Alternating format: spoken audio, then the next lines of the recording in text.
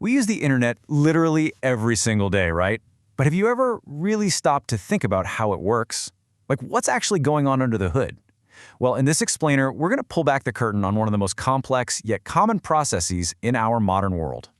Seriously, think about that for a second. You type a web address, you hit enter, and bam, a whole universe of information just appears. It feels like magic, doesn't it? But it's not magic. It's actually a mind-bogglingly fast and precise sequence of events. Let's break down exactly what's happening. So, we are about to follow the secret journey of that single click. We're going to trace its path from your keyboard out across a global network, all the way to a server, and then all the way back to your screen, all in the blink of an eye. And the scale of this is what's truly hard to wrap your head around. We are not talking about just a few simple steps here. We're talking about millions of tiny operations, all executed pretty much flawlessly in less time than it takes you to blink. It's incredible. Okay, so to make sense of this completely invisible process, we're going to use a surprisingly simple analogy. The good old postal system. You know, sending a letter. Just look at how neatly these two things line up. Writing a street address on an envelope? That's just like typing a web address. The post office that sorts on the mail? That's basically your internet service provider, or ISP. The trucks and planes that carry the mail, well, those are the routers and cables of the internet. And the final destination, the house you're sending the letter to? That's the server. This analogy is our key to understanding everything else.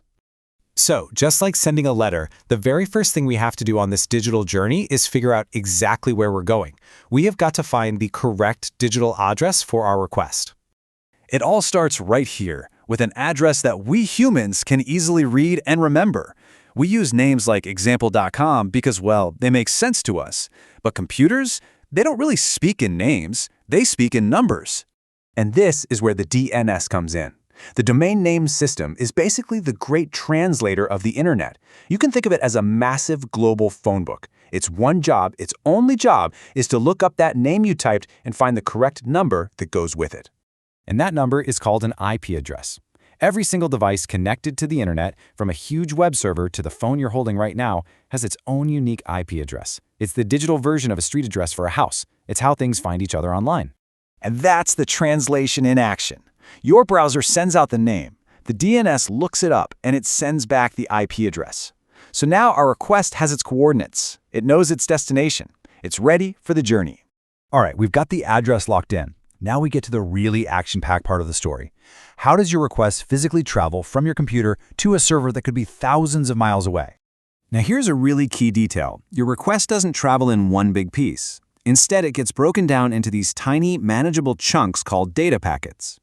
This is actually a brilliant piece of engineering, because sending lots of small pieces is way faster and more reliable than trying to send one giant file all at once.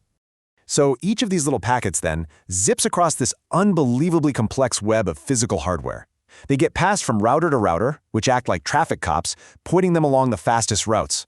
They travel through thousands of miles of physical cables, including these massive fiber optic lines buried under the ocean floor, all coordinated by internet service providers to get your data exactly where it needs to go. So let's move on to the final stage and see how this all comes together. Our packets have arrived at the server. The server understands the request. Now what happens? The server responds. It gathers up all the components that make up the website you want to see. The structural code, the text, all the images, maybe some videos, and it sends them all back to you. And guess how it sends them? You got it, as a whole new stream of tiny data packets, each one finding its own way back to your computer. This is where your web browser turns into a master puzzle solver. It catches all of these incoming packets, which, by the way, might even arrive out of order, and it very, very quickly assembles them into the complete, coherent web page you see on your screen. So, this whole, seemingly magical process can be boiled down to 4 key steps. From a simple name to a numerical address, to a high-speed journey of data packets, and finally, to the reassembly of a digital puzzle right there on your screen. And what is truly staggering is to just remember that this isn't a rare event. This complex journey, this incredible coordination across a global network, it's happening constantly for billions of people, every single second of every single day. It's the invisible heartbeat of our connected world. And that leaves you with a final thought. We've built a system so incredibly complex and so fast that it feels completely instantaneous. What does it mean for our world when this global dance of data becomes the invisible foundation for almost everything we do? It's definitely something to think about the next time you hit enter.